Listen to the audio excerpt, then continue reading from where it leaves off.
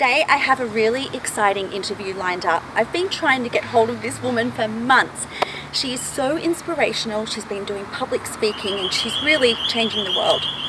It's to do with White Ribbon Day. We have the awareness happening on the 25th of November, and you might recall that I interviewed Chris Fulcher back in February at V-Day. Her story is just one of many. Unfortunately, the statistics are that 1 in 4 women, not just in Australia but worldwide, will experience domestic violence and or sexual violence, usually by a partner or somebody that they know. And more startling is that 1 woman per week just in Australia is killed by her partner or ex-spouse. Now, I don't know if you agree with me here, but these statistics have to stop, and that's really what White Ribbon is about. It's built on the premise that it's for men, by men, and this violence perpetrated by men for women, it stops with them. Too often the victims are blamed and shamed and told she should have just got out. I just don't want to hear that anymore. I want everyone to take responsibility. This is a community issue and something that everybody needs to tackle, whether you're involved, whether you're not. We do have that bystander mentality as well. So that being said, I want you to meet Natalia, beautiful young woman who's just now living the dream life. But she did have a few struggles, and I really hope that by hearing her story, it may inspire other women who are in a similar situation to find a way of hope and a way to move forward and rise. Let's go meet Natalia. Welcome, Natalia, to the heart of the matter, and thank you so much for taking time out of your busy schedule to talk about such an important issue and obviously your personal story. So welcome. Thank you very much for having me. It's a great honor to be talking to you, and it is a great opportunity to get this story out and hopefully inspire other women to stand up for themselves. Exactly. Thank you. So can you please tell me a little bit about your experience with domestic violence? I know this is a sensitive topic. I know how hard it is to talk about awful experiences. So please just feel free to share just what you're comfortable with. But can you please tell the audience what you have been through? Yeah. My relationship started like a family time. I met a guy. It was in a setup. I met him at the movies. He was a complete stranger. We really caught each other's eye, and within 4 weeks we got engaged. Oh wow! And we were ready. He wanted the same things I wanted from life. He wanted to be a young dad. He said all the right things, and slowly I've ticked all the little boxes I've had in my mind for my future. Everything was working out perfect. One of the things that a lot of people ask me, when did it all start? It is very hard to pinpoint the exact moment because you're so in love, you let a lot of things just slide. It is much later when I look back at the entire relationship, I realized that's when the bell should have rang, and that's what happened. One of those things was before we got married. Me and his friends, we went to Luna Park. I had an argument with him. I don't remember what it was about, but I decided that's it. I was going to go home. I turned around and left, and he chased me. He grabbed my arm, turned around, and I thought, oh, how sweet. He's going to hug me, apologize or something. And he says, don't you ever walk away from me again. Whoa. And I let it go. I turned around, I followed him, I stayed with his friends. Then we got married. It was 8 months into the relationship, and I was 3 months pregnant. So everything was moving really, really fast. But again, on the good days, he was absolutely amazing person. As the time went by, and I've always wanted to have 3 children. So to me, I was going through my plan, having kids every 2 years. And look, he wasn't that all the time. There were good times, and later it was getting, a little push and shove or a little yelling. But I kept telling myself, we got into the relationship so fast that all those arguments are ways of getting to know each other. So we're not going to argue about the same thing again. I already know he doesn't like this, I'm just not going to do it, right? But then I caught myself one day standing in the middle of the house, waiting for him to come from work and looking around, checking what he could be upset about. And then I remembered my mom's never done that. I was thinking, that's not right. Starting to walk on eggshells. Exactly. And still, does not sink into your mind that you are under some sort of verbal or any abuse. You think it's a relationship. And after I checked all the boxes again, that the house is right, dishes are washed, kids are done, this is everything organized, we still found something. And we still argued, and we still fought. With every kid, there was a honeymoon period, and everything was going fine, and then it was getting done. By the time I was pregnant with my third child, honeymoon period never came. We were arguing no matter what, all the time. And it got to the point that I was 6 months pregnant when we argued in the car in front of my other children. I remember my daughter used to run away and hide in the corners and cry. We were arguing in the car, and I said to him that I wasn't going to get out until he apologized. He grabbed me by my shirt and threw me out on the road, out of the car. 6 months pregnant. 6 months pregnant, straight onto the road. No. And from there, You must have been distraught. I was suicidal. I ran away many times. I've even knocked on the police and said, put me in a cell to sleep. I don't want to go. They brought me back. They brought me back, and they gave him a warning that if she was going to complain again, we're going to have to tell dogs, and we have to do this and that. It'll be okay for another day or two, and we'll start again. But what stopped me from leaving, that I always believed that he was a good dad. He never touched them, hurt them, or did anything else.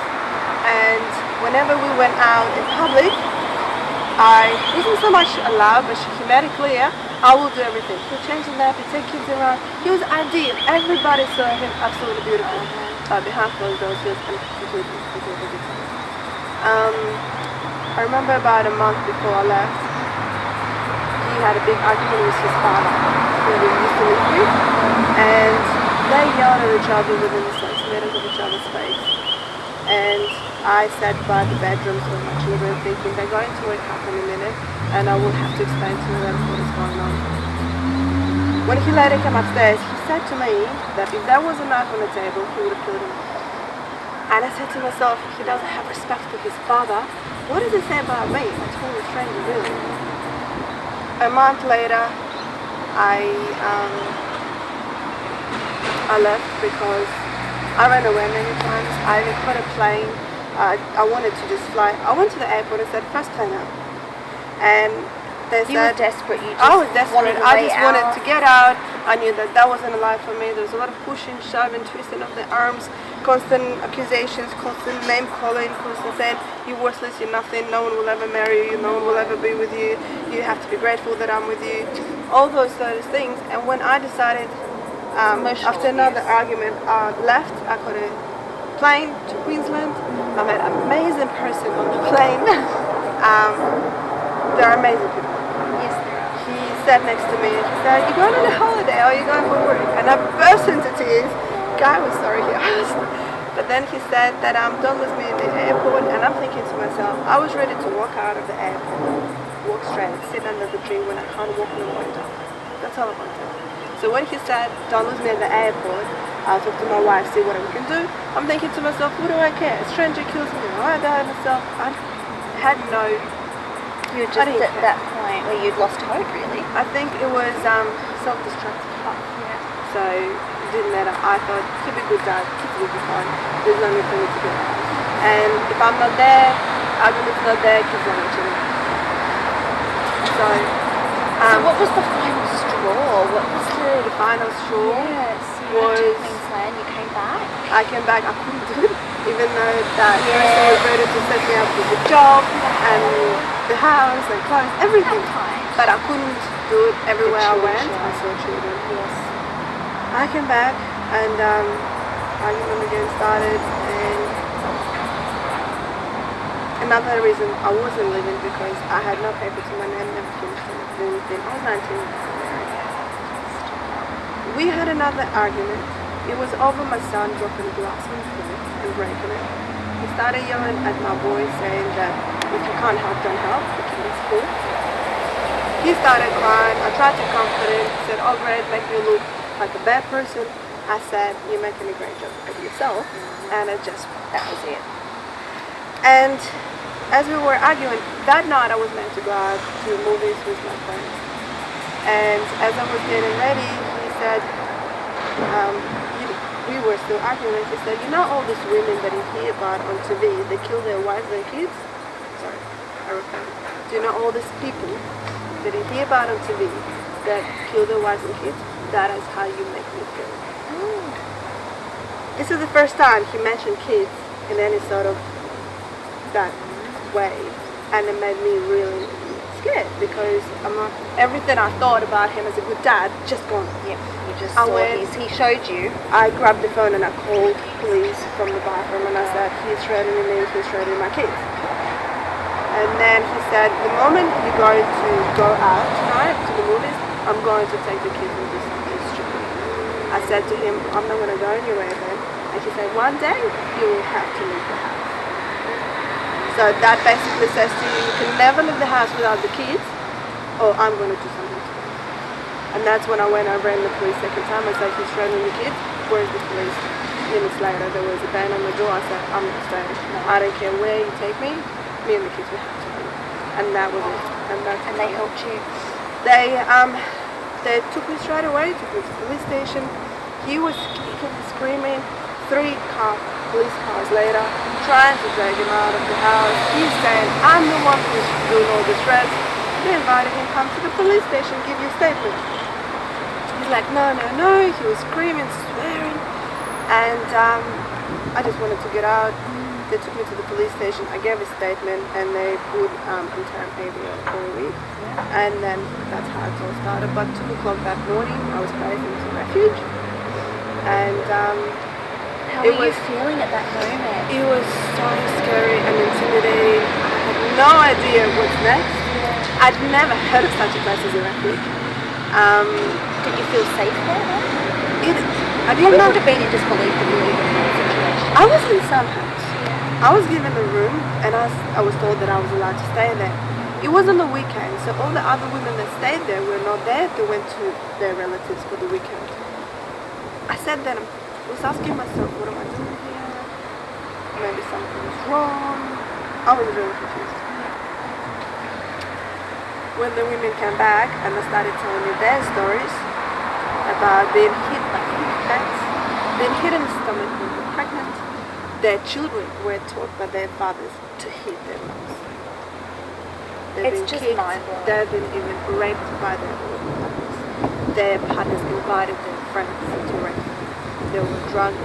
I sat there and I said, so my husband yelled at me, so he pushed me, so he shoved me. Come on, like, it's a big deal. So sad. My story is so small. Like, why am I even here? I said to myself, I should go back. That's how I felt. I felt that I'm exaggerating. There is much worse. I should be gone.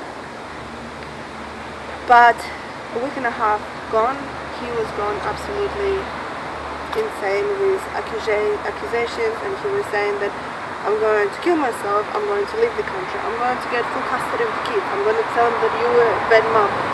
I'm going, and my parents being so old-fashioned, trying to save it, keep and the marriage happy, and trying to work it out, and then he disappeared.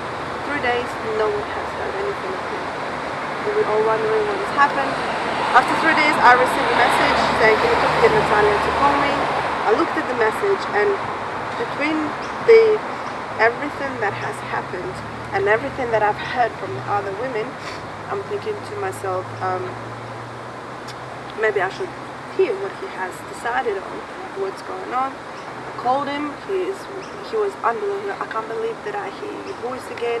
I really want to see the kids. I'm so depressed. I've taken time off work. Please, please, please. Anywhere you want to, let me meet up. I love the guy. And I said yes. We met up, and I remember one of the girls at the refuge asking me, are you going to be okay? I'm a grown-up. Of course I'm going to be okay. So I met up with him. He brought presents for the kids. We met up at the very public place, and we started smart. You're trying to do the right thing. Right. And then we started talking, and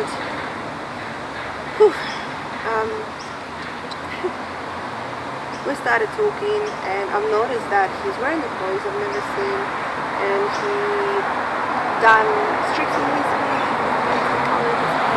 he's spending money, he's buying, back then GPS just came out, it was a big deal to have, and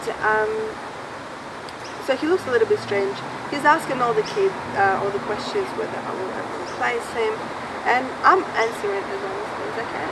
But we're having a conversation, and for the first time he's asking questions and he's actually listening to my answers. In my mind, the whole entire time I'm saying to myself, we can work it out. We can work it out. It'll be okay, maybe this time, because I took kids. He's really, really scared that this is it. So he decided to work on it. I can't believe my luck. I'm thinking everything's going to be fine. He says, let's go to a park, somewhere we can talk because there's too many people, it's noisy and things. But then he gave my trust. Yeah, I was going to say, you probably felt like you could trust him again. Yeah, because I thought, we'll work it out. We go to a park, and it's nothing. It's just a big area of green grass, and there's like a little bit of bush down that way, and a few homes down this way. And my daughter jumped out of the car to play with the toys. The boy decided to stay in the car. We were having more chats, and I said to him, just because you and I don't get along, it doesn't mean that we can't be great parents. So perhaps if we start, living separately by being great parents, slowly we can work out our differences and get that together. And he's listening, and everything's working. It was fantastic. Then he says, let's go to McDonald's. We can talk more, and the kids can play in the playground. Yeah, no worries. The kids jump in the car. And he puts his hand around me like this. I just want to talk to you alone. I'm getting weak at the knees. I want to kiss him. I want to hug him. He's walking me towards the back of the park. And then he looks at something behind me like this. And I just turn around to have a look what he was looking at. And as I turn back, it just went boom! Out of nowhere. Everything was going so beautiful. I had no idea that something was coming. He kept going and going and going and going. I was on the ground. I was in a state shocked that I didn't scream or do anything. Yep. And then he stops. And I look up thinking he finally got it out of his system. I look up and I see him with a knife. He takes out the knife and he lashes out at me. And he's starting to stab over and over again. I just saw it coming. I turned over to the side. It went into my arm. Then I started trying to fight it off. And I got scraped and scratched elsewhere. Then I just realized that all I could do is scream. You know when they say the whole life was in front of your eyes? I honestly have seen my kids in the kiddo. I've seen my daughter get married without me. I've seen that whole, it was so vivid, it was so clear. Oh, you poor darling. How horrific. And then I realized all I could do is scream. I screamed and screamed and screamed. He threw the knife and he ran all the way to the car. And I realized the kids are in the car. And he told me he was going to do something. He jumps in the car and he drives it. When he jumped in the car, there was another van coming past and he slowed down. And if they stopped, he couldn't open the door, but they kept driving. So this is one of the reasons I'm doing all this and talking about it. If you see something, please slow down, stop. You don't have to come out of the car and do it to call somebody. Yeah. But at least you can stop them, prevent them from doing something. Well, that's what I was saying about the bystander mentality. There's even when people know or they, as you say, they saw something that wasn't quite right, trust your instinct. You don't have to get out and get involved, but maybe call the police and say, I've just seen a situation, I'm not quite sure, but maybe you should come check it out. So he ran to the car, I ran after him, bleeding, screaming, and he jumped in the car and drove off. I thought I'll never see my kids again. I've collapsed and I screamed the whole time. And after that, I can barely remember anything. There was helicopters, sirens, needles, and all sorts of things. And then all I remember being in the hospital and police standing outside of the door to my room, and I heard all the speakers noise every time I asked, have you found it, have you found it, have you found it? I jumped in the car and we're told the kids told me later, hasn't said a word to them, all the way to camera. We went all the way to camera where they finally the next morning, it was all over the TV and radio. He turned on TV and he saw his face on Channel 7. He panicked and he ran them up. And he said that, I just want everybody to know that the kids are fine. But somehow, I don't know how they figured out where he was. Whether it was through the phones or whether the people at the motel where he was staying maybe said that eventually he got arrested. And how long was it before... That's 27 hours. I had no idea where he or my kids were. Oh, that must have been torture. One of the upsetting things was that by then I saw the TV and, sorry, I don't know the ranking, but one of the police higher people was saying that the kids have been found, returned to the mother, and the mother is excited, and that's how I found out that they've been found, and I haven't seen them. Hadn't seen them yet. Interesting. That was their PR spin. Interesting. So that must have been the absolute turning point for you. As horrific as it was, maybe that was... I always try and look on the bright side of things and think, well, maybe that was a blessing in disguise, an awful way to go through it. Look at it now that way. Yeah, but at the time it would have been absolutely terrifying and horrific. But that turned your whole life, didn't it? Oh, absolutely. Yeah. Absolutely. Tell me about that. From the first few days afterwards, I looked at every person as if they were sent by him. That because he does not have a clear contact with me, he sent somebody. And they're going to finish the job. Every time I opened the door, I thought that somebody would be there with a mackerel gun. I was absolutely that constant petrified. fear. Constant fear. One of the great things that I did during my marriage is join the state emergency service. I always loved army, and that was the closest thing that I could do it. It has been crazy at home because of it. I've begged him on my knees to let me go to training. He said there was no need for me to do something like this, and every time I was called out, we had an argument. But people that go to this sort of establishments, they are very giving people. So as all this story happened to me, a bunch of them were helping me, and they would come to the hotel where the women's services have placed me for the time being, and they would bring me food because I didn't trust anybody I haven't met before. They bring me food, they take my clothes to my mom, they would play with kids, do all sort of things.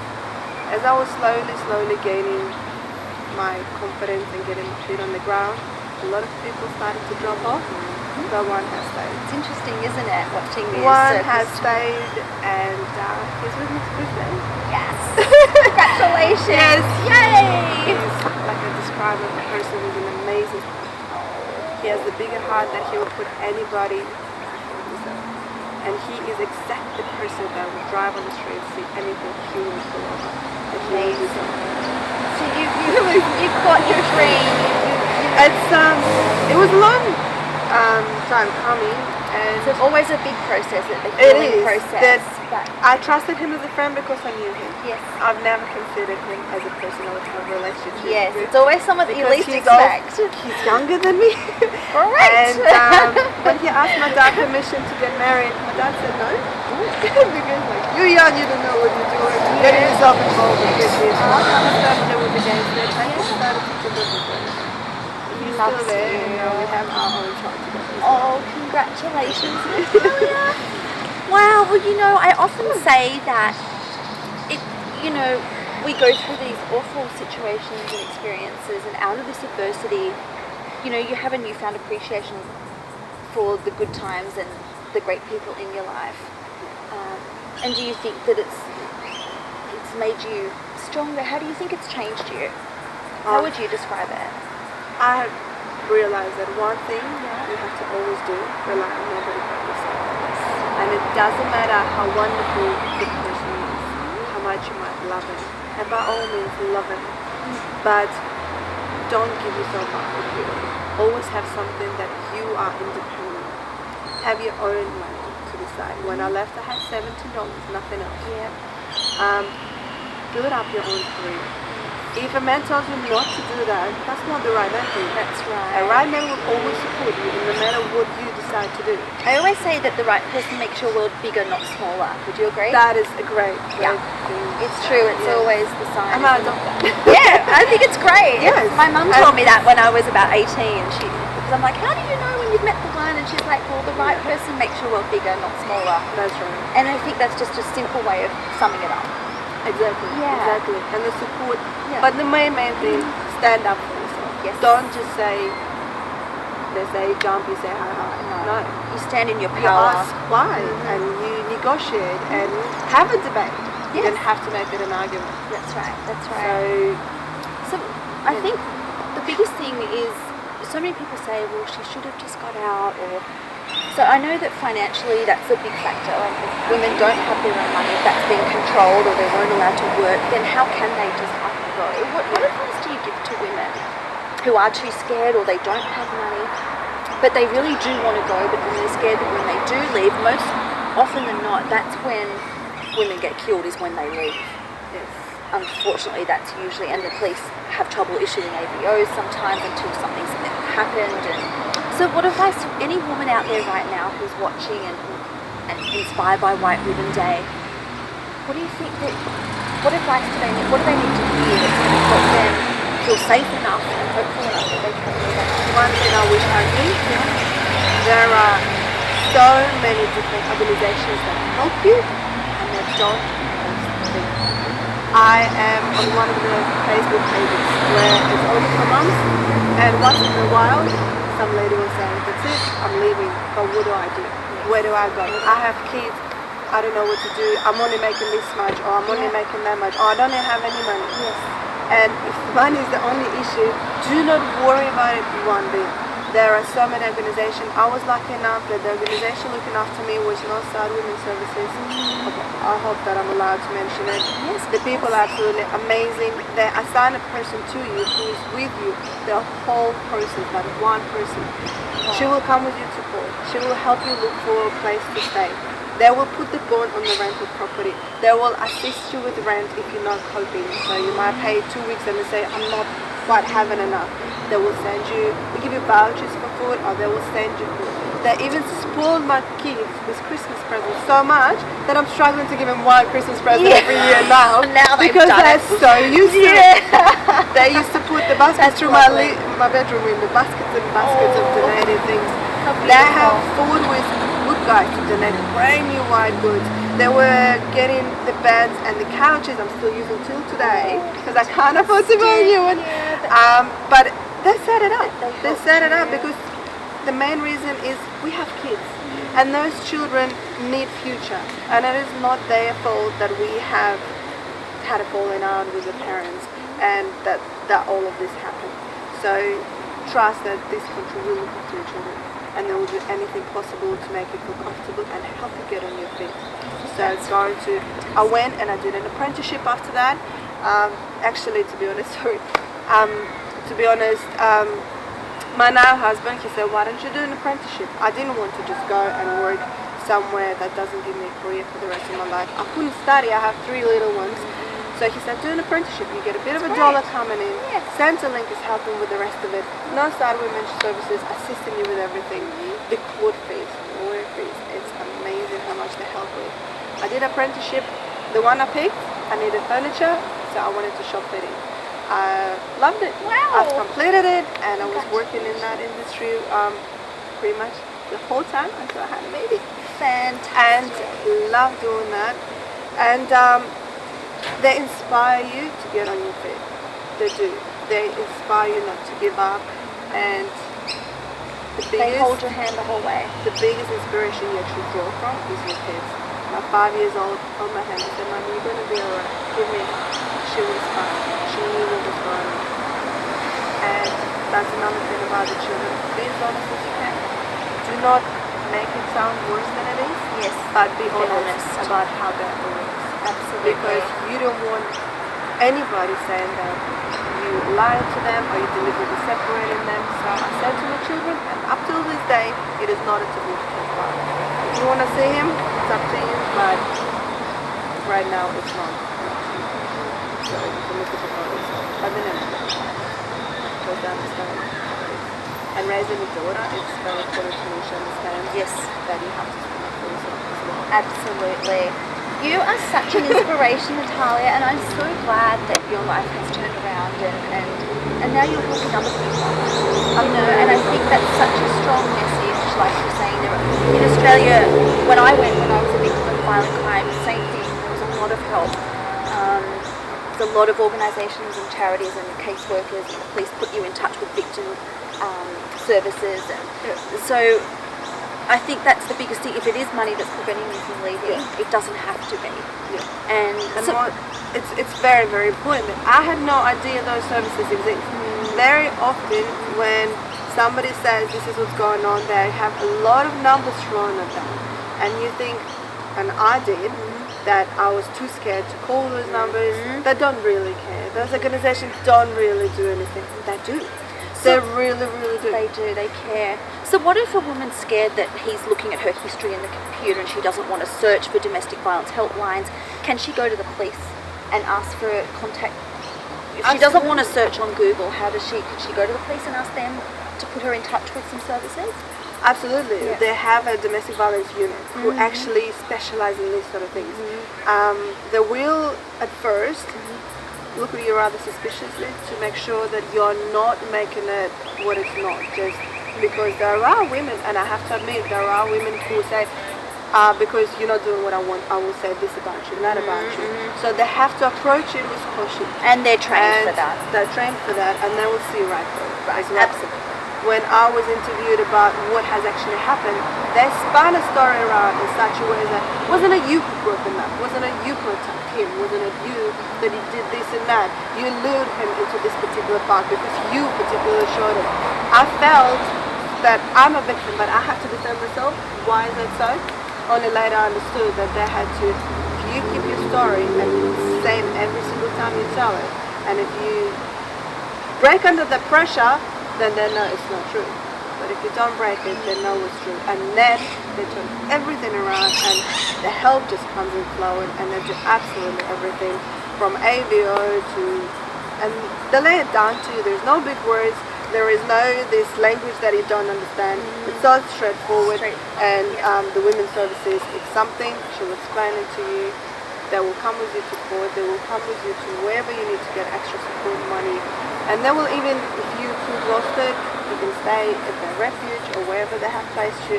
They will go and look for it and take you. It's fantastic. It's amazing. If I knew earlier, I think I would have left earlier.